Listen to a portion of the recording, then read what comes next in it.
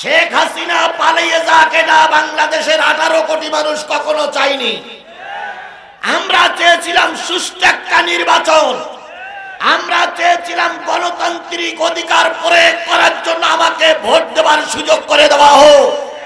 ওনারা সেটা আমাদের করতে দেন নাই। কথা বলেন ঠিক না বেঠিক? আর ওনারা প্রায় অহংকার করে বলতেন আমাদের সঙ্গে মোকাবেলা করার মতন কোন পার্টি বাংলাদেশে নাই। তাই বলতেন না, তাই বলতেন না, তাই বলতেন না। ওনারা প্রায় মঞ্চে দাঁড়িয়ে দাঁড়িয়ে বলতেন আমরা পালাই না, আমরা পালানো জাত নই, শেখ হাসিনা পালায় না। আচ্ছা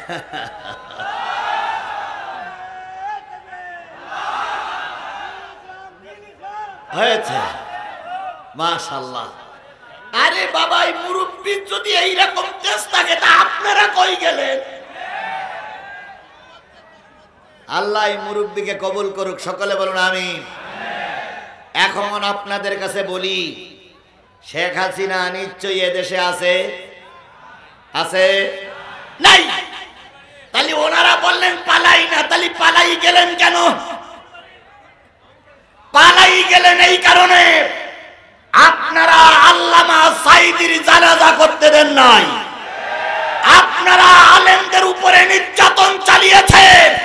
আল্লামা সাঈদীর দোয়ার কারণে আপনারা আল্লামা সাঈদীর জানাজা বন্ধ করে দিয়েছিলেন, আর আল্লাহ আপনাদের দেশ ছাড়া করে দিয়েছে।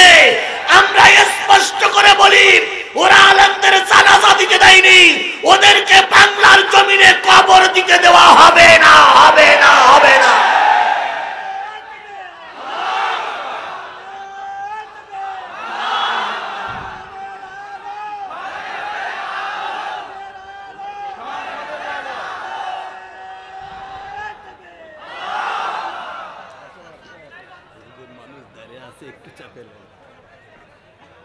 তিনবারের প্রধানমন্ত্রী ম্যাডাম খালেদা জিয়া, কথা বলেন ঠিক না ঠিক?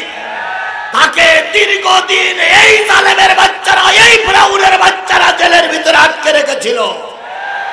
অনেক নেতা কর্মীর নামে মিথ্যা মামলা হয়েছে।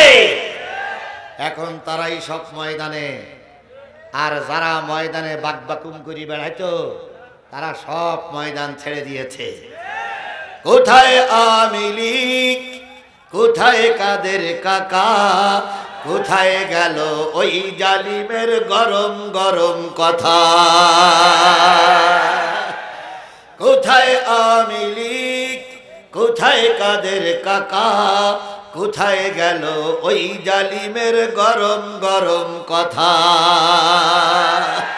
খেলা হবে, খেলা হবে, বেড়াই বলতেন না খেলা হবে, খেলা হবে। আসুন আমরা এখন ময়দানে, আসুন। আমাদের মাহফিল বন্ধ করেছিলেন আপনারা, আসুন আজকে খেলা করতে। দেখি আপনি কোন মায়ের দুধ খেয়েছেন আর আমি কোন মায়ের দুধ খেয়েছি। সেদিনও আপনারা বন্ধ করতে পারতেন না যদি পুলিশ আপনাদের পক্ষে না থাকতো। কোন মায়ের সন্তান আমাদের মাহফিল বন্ধ করার শক্তি রাখতো না। খেলা হবে, খেলা হবে, খেলা হবে বলে কাকা গেল পালাইয়া, শেখ হাসিনা পালাইছে দেশটা ছাড়িয়া। তাহলে এই পরিবেশ কে তৈরি করে দিয়েছেন?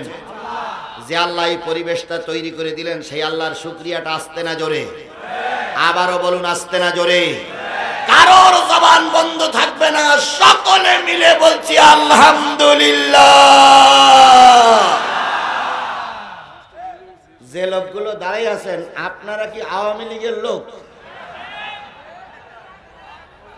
যদি না হন তাহলে বসে, আর যদি মনে করেন যে না হুজুর আমরা আগের লোক, তাহলে দাঁড়াই থাকেন, ইট পেট কেলনে দাঁড়াই থাকেন। এই পাশে জায়গা আছে, এই পাশে জায়গা আছে, এখানেও, এখানেও যদি কোনো কাপড় থাকে, এখানেও যদি কোনো কাপড় থাকে এখানে বিছাই দেয়। এই পাশেও বিছাই দেন। একটু মহিলাদেরকে ব্যবস্থা বলেন, ও প্যান্ডেলও সমস্যা হয়ে গেছে। মহাবিপদ, এই হুজুর ডেকে আনাটাই ভুল হয়ে গেছে। মহিলা প্যান্ডেলও বলে জায়গা হচ্ছে না, পুরুষ প্যান্ডেলে এই দিকে জায়গা নাই। এই পাশে আসেন, এই পাশে বসেন ভাই। মা বোনদের উদ্দেশ্যে এখান থেকে বলা হচ্ছে, দয়া করে সামনের একটু পূরণ করে বসুন। আপনাদের পিছনেরও দেখেন, খেয়াল করে, অনেক মা বোনদের পিছনে জায়গা হচ্ছে না। ওখান থেকে ফোন আসতেছে আমাদের বসার জায়গা নাই, জনগণের বসার জায়গা দিতে পারছে না এলাকাবাসী। ও ভাই, এটা তো প্লাস্টিক না যে টানলি লম্বা হবে, এই জন্য এর ভিতর থেকে একটু ম্যানেজ করে নিতে হবে। আপনি বসে শুনবেন আর একজন দাঁড়াই থাকবে, এটা কি ঠিক? এরপরও বলি যদি জায়গা না পান দাঁড়াই থাকেন, ডিস্টার্ব করেন না। তাহলে কার শুকরিয়া আদায় করলাম? আল্লাহ বলতেছেন, কুল লাউ কানাল বাহরু মিদাদাল লিকালিমাতি রাব্বি লানাফিদাল বাহরু ক্বাবলা আন তানফাদা কালিমাতু রাব্বি ওয়ালাউ জিনা বিমিসলিহি মাদাদা।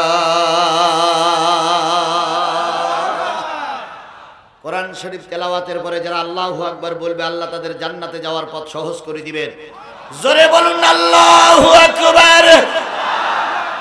কুল্লাউ কানাল বাহর, হে নবী আপনি বলে দিন, পৃথিবীতে যত সাগর আছে, পৃথিবীতে যত নদ নদী আছে, পৃথিবীতে যত খালবিল আছে, পৃথিবীতে যত পানির উৎস আছে, সব পানিগুলো যদি কালি হয়ে যায়, পৃথিবীতে যত দাঁড়ানো গাছ আছে, সব গাছগুলো যদি কলম হয়ে যায়, পৃথিবীতে যত সমান্তরাল জমি আছে, সব জমিগুলো যদি কাগজ হয়ে যায়, দাঁড়ানো গাছ নামক কলম দিয়ে, সাগরের পানি নামক কালি দিয়ে, সমান্তরাল জমি নামক কাগজের উপরে যদি তোমার রবের কথা লিখতে শুরু করো, লিখতে লিখতে কখন জানি কলম ফুরায় যাবে, লিখতে লিখতে কখন জানি সাগরের কালি ফুরায় যাবে, লিখতে লিখতে কখন জানি কাগজগুলো সব শেষ হয়ে যাবে।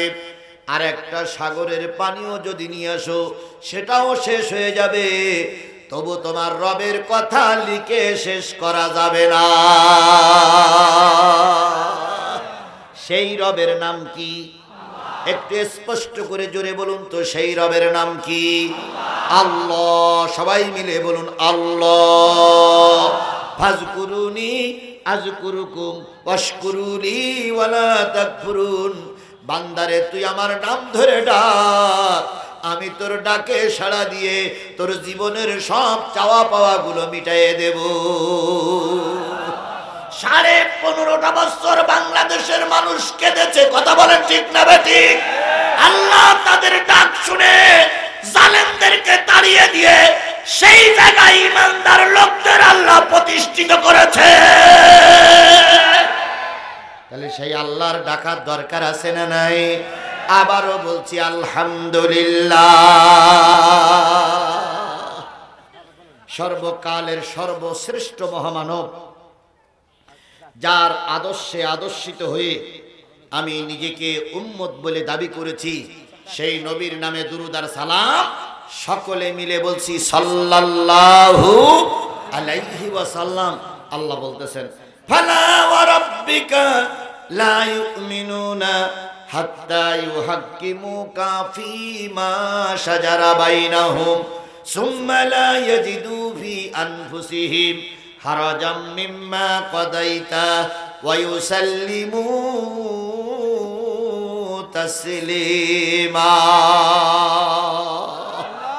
কথাকার আল্লাহ বললেন, নবী শোনো, জাতিকে বলে দাও, ততক্ষণ পর্যন্ত কোন মুসলমান প্রকৃত মুমিন হতে পারবে না যতক্ষণ পর্যন্ত তোমার বিচার, তোমার বিধান, তোমার রায়, তোমার ফতোয়া, তোমার মাসলা সন্তুষ্ট চিত্তে মেনে নিতে না পারবে, ততক্ষণ আর যাই হোক মুমিন হতে পারবে না। আল্লাহর কথাটা সত্য না মিথ্যা? ও আমার জাতি, স্পষ্ট করে বলুন, আল্লাহর কথাটা সত্য না মিথ্যা? যত মিথ্যা কথা বলেছে সব শেখ হাসিনা রহমাতুল্লাহ আলাইহি। এই রহমাতুল্লাহ রহমাতুল্লাহ আলাইহি যত মিথ্যা কথা বলেছে, কথা বলেন ঠিক না ঠিক? ওরা কিন্তু বলেছিল শেখ হাসিনা একটা পীর পরিবারের লোক, এই জন্য ওনার নামের শেষে রহমাতুল্লাহ আলাইহি বলা লাগবে। তারপরে শেখ হাসিনার ব্যাপারে রহমাতুল্লাহ আলাইহি আর ওনারা বলেছিলেন ওই মুজিবারের ব্যাপারে রাদিয়াল্লাহু তাআলা আনহু বলা ভালো। কত বড় কলঙ্কিত জাতি, আমাদেরকে অনেক জিনিস করতে বাধ্য করেছিল, কথা বলেন ঠিক না ঠিক? ওনারা প্রায় মঞ্চে দাঁড়িয়ে বলতেন আমরা কি নামাজি না, আমরা কি মুসলমান না? আমাদের নেত্রী সকালবেলা নামাজ পড়ে, তাহাজ্জুদ পড়ে, সকালবেলা ঘুমের থেকে উঠে যায় নামাজ খোঁজে, কোরআন তেলাওয়াত শুরু করে কাজ শুরু করে। আমরা তো শেখ হাসিনার ওই জায়গা পর্যন্ত জাতি পারতাম না ভাই, এই জন্য এখানে বসে বসে বিশ্বাস করতাম মনে হয় কথাটা হলেও হতে পারে। এবার যখন গণভবন জনগণ দখল করলো, দখল করার আগ পর্যন্ত বুঝেছিলাম উনি নামাজি, উনি কোরআন তেলাওয়াত করে। জনগণ যখন গণভবন দখল করলো, গণভবন দখল করে সব জিনিস পাওয়া গেল, যায় নামাজ আর কোরআন শরীফ পাওয়া গেল না রে। বাহ বাহ বাহ বাহ, কথা ঠিক না বে ঠিক? আল্লাহ রে, আল্লাহু আকবার। আচ্ছা বাপ, আমি জানি বিগত 15.5 বছর ক্ষোভ, 15.5 বছরের ক্ষোভ তেলের ভিতরে তিল তিল তিল তিল করে জ্বলতেছে, একটু সুযোগ পালেই বিস্ফোরিত হয়ে যায়, কথা বলে ঠিক না বেটি? আমাদের সকলের মুরব্বী যখন তাকবীর দিচ্ছে, ওনার ভিতরে থাকা আগুনগুলো উনি বের করার জন্য চেষ্টা করতেছে, এটা আমরা জানি। তারপর আমি একটু অনুরোধ করি, আমার একটু কথা বলতে দেন। এরা আমার মাহফিল করতে দেয়নি, আমার সব জানা আছে ভাই, সেগুলো একটু বলতে দেন আমাকে। আল্লাহ কবুল করুক, আল্লাহ কবুল করুক, আল্লাহ কবুল করুক। জনগণ শেখ হাসিনার গণভবন দখল করলো, সেখানে যেয়ে কচুরমুখী পাওয়া গেল, রাজাহাঁস পাওয়া গেল, ছাগল পাওয়া গেল, গরু পাওয়া গেল, ভেড়া পাওয়া গেল, মুরগি পাওয়া গেল, হাঁস পাওয়া গেল, তারপরে আরো অনেক কিছু পাওয়া গেল। কিন্তু ভাইরে যায় নামাজ আর কোরআন শরীফ পাওয়া গেল না। এবার ফোন করা হলো নেতার কাছে, যায় নামাজ আর কোরআন শরীফ গেল কই? নেতা তখন বলল আমার নেত্রী এমন আল্লাহওয়ালা, যাওয়ার সময় যায় নামাজ আর কোরআন শরীফ কা বগলে করে নিয়ে চলে গেছে।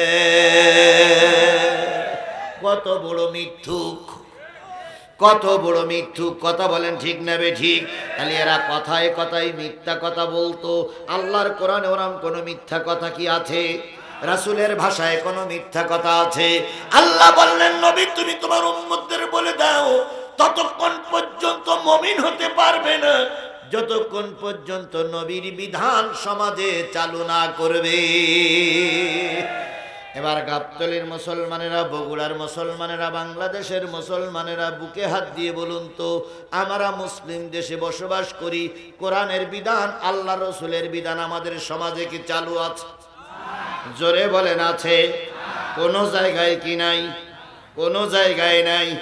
মসজিদে নাই, আছে? আছে? মাদ্রাসাগুলোতে নাই। কোথায় আছে? মাদ্রাসায় যেয়ে দেখবেন আলিয়া মাদ্রাসার প্রিন্সিপালের মাথার উপরে 2 শয়তান বসে আছে। যেখানে একটা মাদ্রাসা, সেখানে জাতির পিতা নামক বঙ্গবন্ধুর ছবি কেন থাকবে?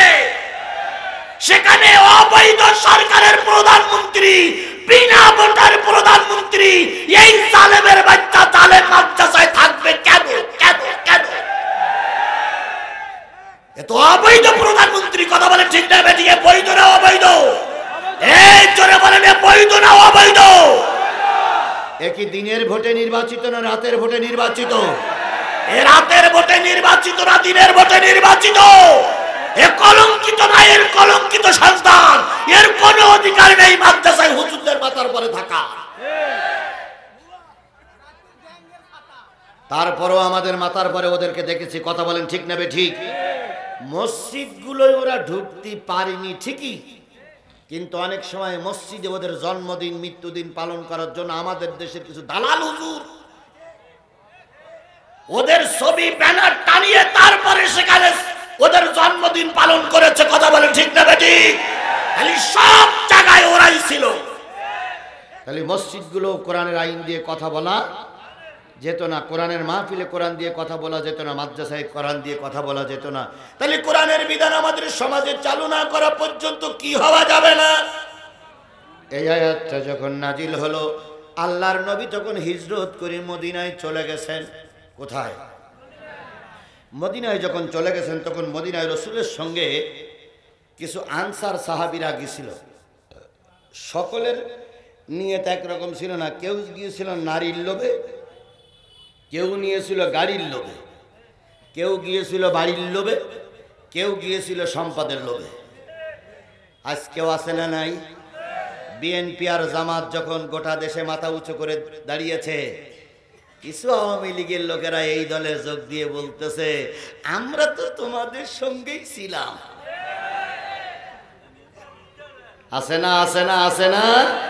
আর আমাদের কিছু টুপিওয়ালারা আছে যারা আল্লামা সাঈদীর রায়ের পরে বগুড়ায় আনন্দ মিছিল করেছিল, তারাই আজকে আমাদের সঙ্গে মিল দিয়ে বলতেছে আমরা সাঈদী ভক্ত। এতদিন তুমি ছিলে কোথায়? ওদের কার্যকলাপ দেখলে মনে হয় ওরাই রাজমিস্ত্রি আর আমরা সব জোগাড়িয়ে।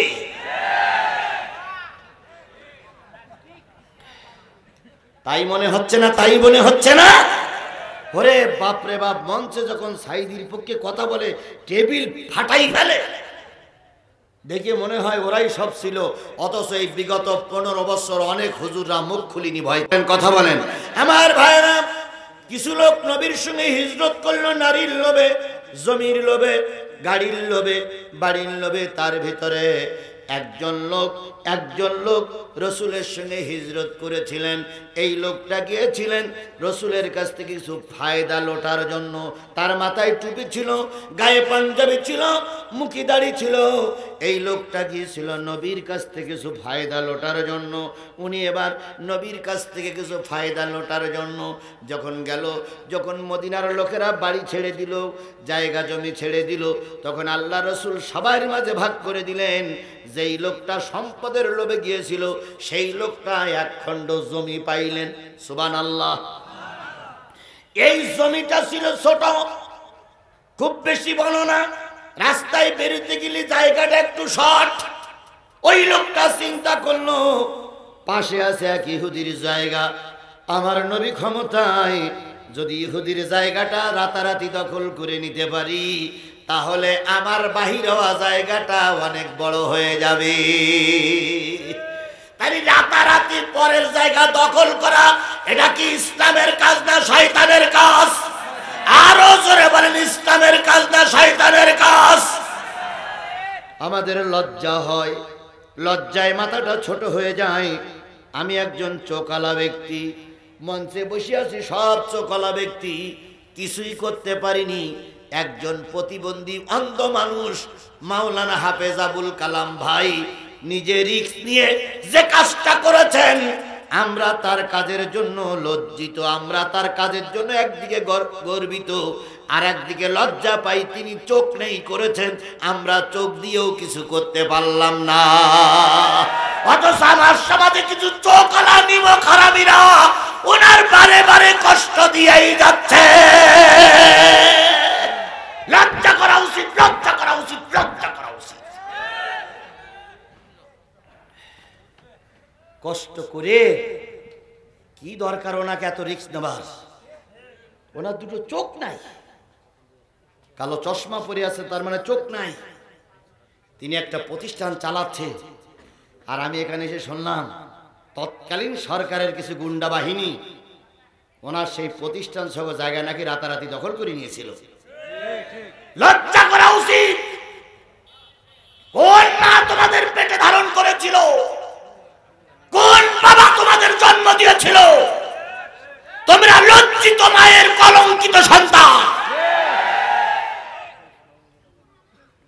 ছেলে সরো। এত বড় একটা কাজ যিনি করতে পারলেন তার পিছনে আমাদের সহযোগিতা করা দরকার ছিল না? আরে বাবা, সহযোগিতা না করি তার জায়গা দখল করে নিস। বাবার পৈতৃক সম্পত্তি পেয়েছ, তার জায়গা দখল করে তিনি এখন মাথা উচ্চ করে অন্ধ মানুষ এই 50,000 লোকের দাওয়াত করে কোরআনের মাহফিল দিয়েছে, আর তোমরা রাতের অন্ধকারে কুকুরের মতো এলাকা ছেড়ে পালায়ে চলে গেছো। এগুলো কার বিচার? এর থেকে শিক্ষা নাও জাতি, এর থেকে শিক্ষা নাও জাতি, এর থেকে শিক্ষা নাও জাতি। যদি তুমিও বেশি বাকবাকুম করো, তোমার নেতাদের যে অবস্থা হয়েছে তোমারও সেই অবস্থা হবে। মা জননী, মা জননী, মা জননী, কত মা জননী জিকির করতে করতে দুই পাশে ফেনা উঠে গেছিল। এখন মা চলে গেছে, তুমি এখানে রয়েছো কেন? তোমার মা চলে গেল, সন্তানের কথা একবারও ভাবলো না যে আমার সন্তানের কি হবে। গাই গরু চলে গেল, বাছুর গুলো বিপদে ফেলেই রেখে গেছে।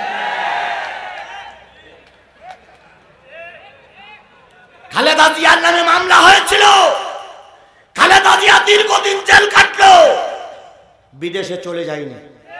কথা বলেন, কথা বলেন, কথা বলেন।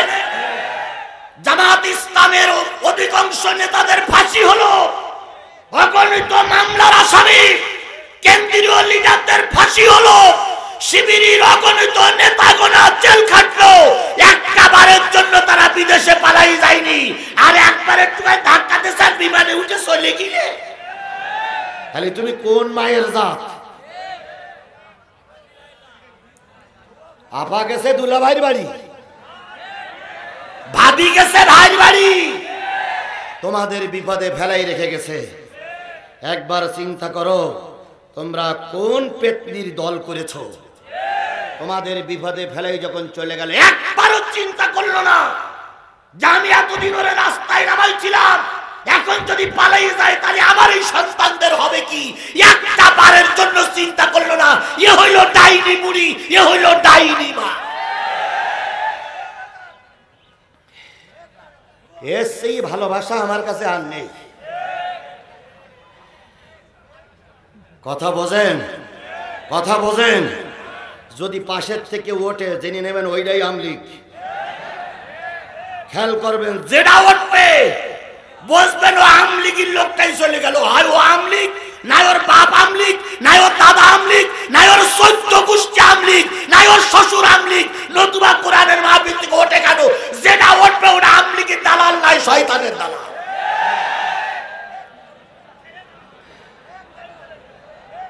খেয়াল করবেন কোনটা ওঠে, ওর ইতিহাস খুঁজবেন, ও আমলিগি 14 গোষ্ঠীর লোক, ওর খেয়াল করবেন।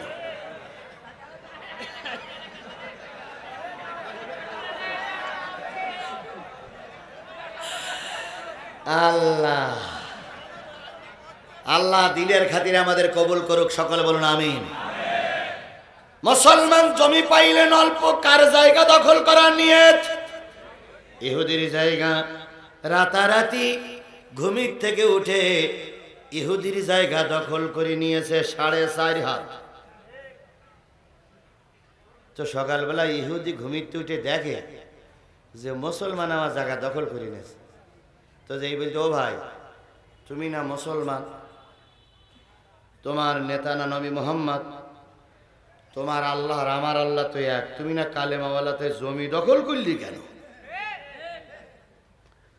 তখন এই মুসলমানরা জমির লোভে মক্কা থেকে হিজরত করে মদিনায় গেছে। সে কলার নাড়াতে বলতেছে, আমারে চেনো? আমার নেতা এখন ক্ষমতায়, বেশি কথা বললি জিভ ফিটি ফেলবো। আচ্ছা বলুন তো, এরকম কথা বলার মতন পুঁটি মাছ মার্কা নেতা ছাগলের 3 নম্বর বাচ্চা আমাদের সমাজে ছিল না? ছিল না? জোরে বলেন, ছিল কি ছিল না? ছাগলের 3 নম্বর বাচ্চা বোঝেন আপনারা? ছাগলের সাধারণত বাচ্চা হয় কয়টা? 2টা। ঘটনাক্রমে কোন ক্রমে যদি 3টে বাচ্চা হয়, ছাগলের বাট হয় 2টি। বাট হয় কয়টা? 2টা। ছাগল যখন মাঠের থেকে বাড়ি আসে তখন ওই দেখবেন 2 বাচ্চা দিয়ে 2 বার ধরে। আর যদি 3টে বাচ্চা হয় তাহলে 1 বাচ্চা দিয়ে এদিক ঠুস মারে, ওদিক ঠুস মারে, এদিক ঠুস মারে, ওদিক ঠুস মারে, কোনো জায়গায় পথ পায় না। আমাদের সমাজে কিছু ছাগলের 3 নম্বর বাচ্চা ছিল। এরা আওয়ামী লীগও নয়, বিএনপিও নয়, এরা জামাত ইসলামে নয়, জাতীয় পার্টি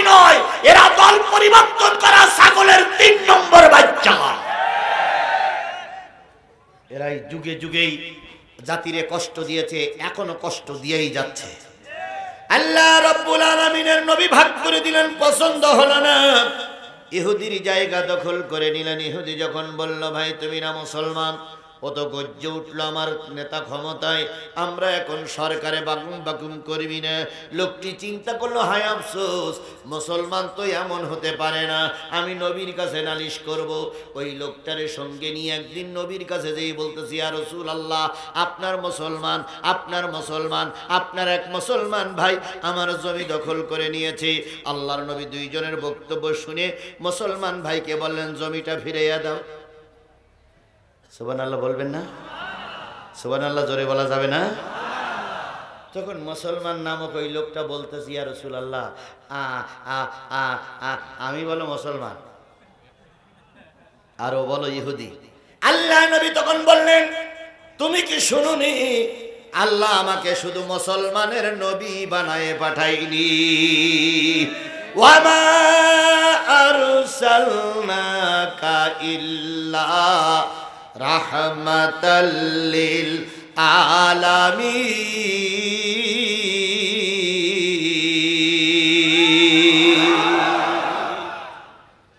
ও নবী আমি তোমাকে পাঠাইছি সকল কুল কায়নাতের জন্য রহমত করে। তুমি হিন্দুদের জন্য রহমত, খ্রিস্টানের জন্য রহমত, ইহুদির জন্য রহমত, গরুর জন্য রহমত, ছাগলের জন্য রহমত, মাছের জন্য রহমত, জিনের জন্য রহমত, মানুষের জন্য রহমত। আমি সকল মানুষের সকল মাখলুকের জন্য এসেছি, জমিটা ফিরিয়ে দাও। বলুন তো বলুন তো বলুন তো বলুন তো মুসলমান খুশি না বেজার?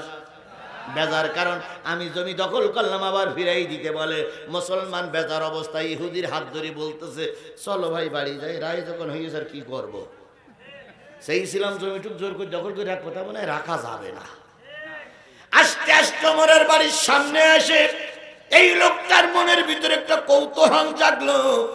ওমর বড় রাগী মানুষ, হয়তো ইহুদির কথা শুনে ওমর আমার পক্ষে রায়টা পুনর্বিবেচনা করতে পারে।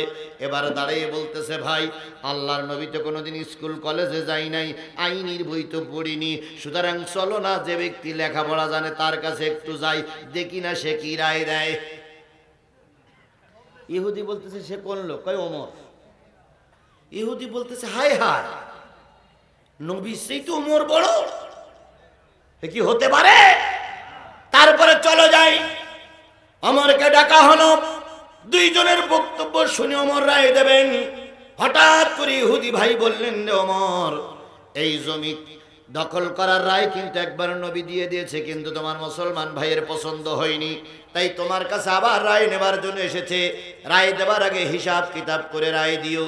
হযরত ওমর ঘরের ভিতরে ঢুকলেন, তরবারি বাইর করে নিয়ে এসে বলতেছে দুইজন মাথা নিচে করে বসো, এমন রায় দেব কিয়ামত পর্যন্ত কোরআনে রায়টা লেখা থাকবে। মুসলমান চিন্তা করতেছে রায় এবার আমার পক্ষেই আসবে। এবার হযরত ওমর আসলেন, ইহুদি আর মুসলমানের মাথা নিচু করে বসতে বললেন, মাথা নিচু করে বসলো।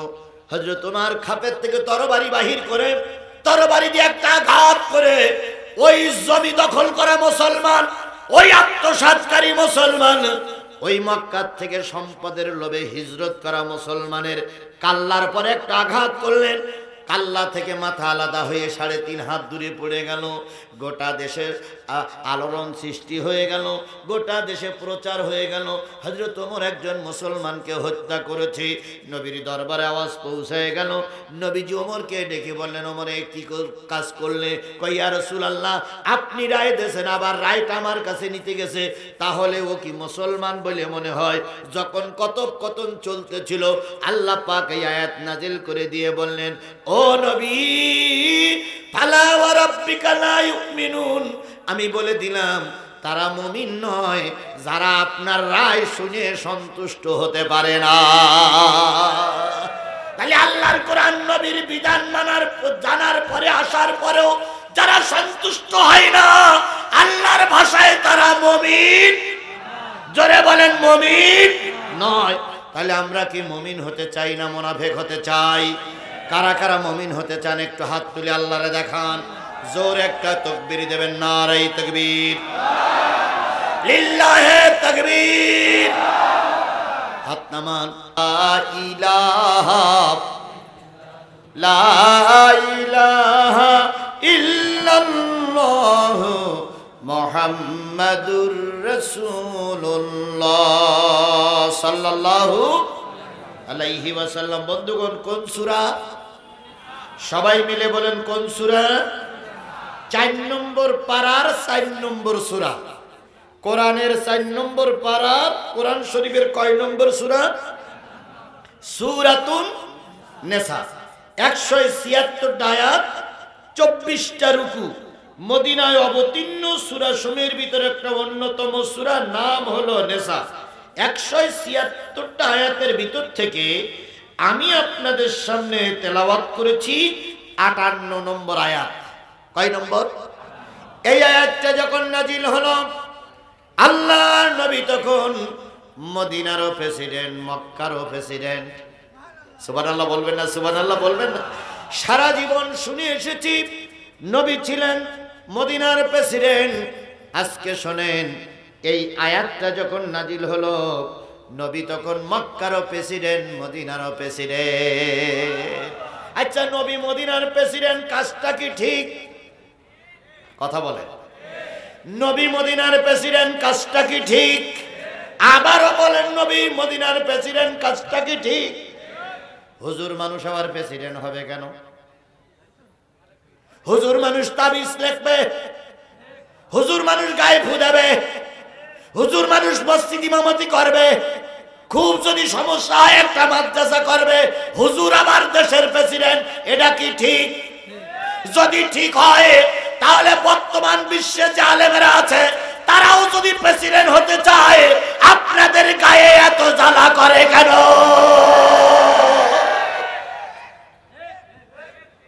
বাতিলেরা ক্ষমতায় থাকলে হুজুররা যদি একটু রাজনীতি করতে চায়, অনেকেই হুজুরদের বিরুদ্ধে অ্যাকশনে যায়। কথা বলেন ঠিক না বেঠিক?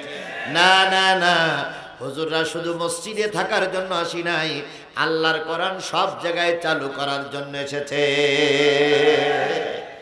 আল্লাহর নবী মদিনার প্রেসিডেন্ট, মক্কার প্রেসিডেন্ট। নবী যখন 13 বছর মক্কায় ছিলেন, এই 13 বছরের ভিতরে আল্লাহর নবী লক্ষ্য করতেন, প্রতি সোমবার আর প্রতি শুক্রবার কাবার দরজা খোলা হতো। সপ্তাহে কয় দিন? 2 দিন। আবু জেহেল, উতবা, সায়েবা, ওলীদ ইবনে মুগিরা, আবু লাহাব সহ বড় বড় নেতাগুলো কাবার ভিতরে ঢুকতো। ঢোকার আগে কাপড়গুলো খুলে সব বাইরে রেখে যেত। হাতে আংটি থাকতো না, কোমরে ঘুষি থাকতো না, গলায় কিছুই থাকতো না, সম্পূর্ণ উলাঙ্গনি উলাঙ্গ হয়ে কাবার ভিতরে ঢুকতেন। জনগণ জিজ্ঞেস করতো, তোমরা এইভাবে ঢোকো কেন? ওরা বলতো, যখন দুনিয়া এসেছিলাম তখন কিছুই ছিল না, আল্লাহর সামনে যাচ্ছি, কাছে কিছুই রাখা যাবে না। সপ্তাহে কয় দিন? 2 দিন। আল্লাহর নবী চিন্তা করলেন, ওরা কাবায় যায় উলঙ্গ হয়ে, আমি একটু কাবার ভিতরে ঢুকবো, ঢুকে দেখবো ওর ভিতরে কি আছে। যারা আমরা হজ করতে যাই, আমিও হজ করেছি, যারা হজ করতে যায় তারা কিন্তু কাবায় ঢোকার চান্স পায় না। আমাদের দেশে 2 জন লোক কাবায় ঢোকার সুযোগ পেয়েছিলেন। একজন হলো শহীদ প্রেসিডেন্ট জিয়াউর রহমান, তাকে তৎকালীন সরকার কাবায় ঢোকার অনুমতি দিয়েছিল। এখনো মদিনায় মক্কায় কিছু নিম গাছ আছে, আমরা বলি নিম গাছ, ওরা বলে জিয়া গাছ, শাজারাতুজ জিয়া। ওরা নাম রেখেছে কি? শাজারাতুজ জিয়া। ওরা নিম গাছ বলে না।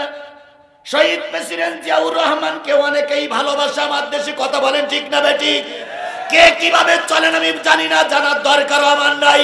আল্লাহ তাকে ক্ষমা করবে কিনা ওটা আল্লাহর ব্যাপার। কিন্তু আমি জোর করে বলতে পারি, যেই ব্যক্তি মরুভূমির বুকে বাংলাদেশের থেকে নিম গাছের চারা নিয়ে জাতির কল্যাণের জন্য অন্তত একটা গাছ বপন করে গেছে, ওই গাছের ওসিলায় আল্লাহ শহীদ প্রেসিডেন্ট জিয়াকে মাফ করে দিতে পারে।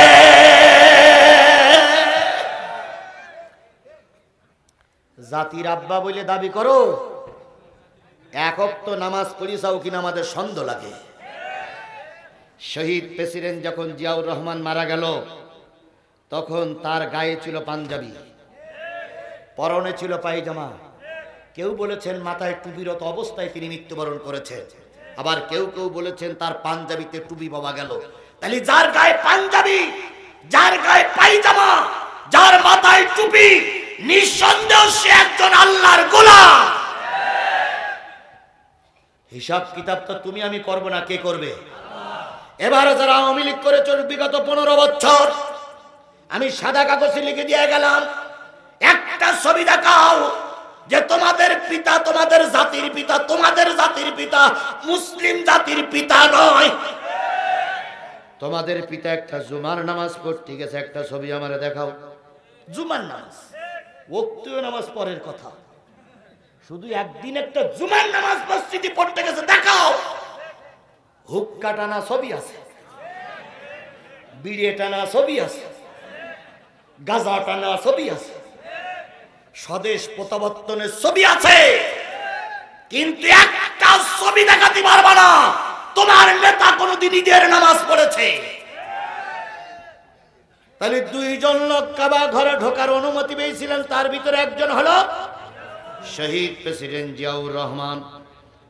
সারা জীবন আমরা মুজিবারের নাম শুনেছি, জীবনে কোনোদিন ও দলের লোকেরাও বলে না, আমরাও বলি না যে শহীদ প্রেসিডেন্ট মুজিবুর রহমান, এ কথা কেউ বলে না, ওরাও বলে না, আমরাও বলি না। একবারও কোনোদিন মাইকে ঘোষণা করতে শুনেছেন শহীদ প্রেসিডেন্ট মুজিবুর রহমান বলতে শুনেছেন?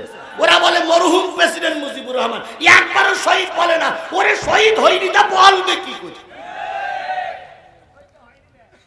কিন্তু সারা জীবন শুনে এসেছি শহীদ প্রেসিডেন্ট জিয়াউর রহমান।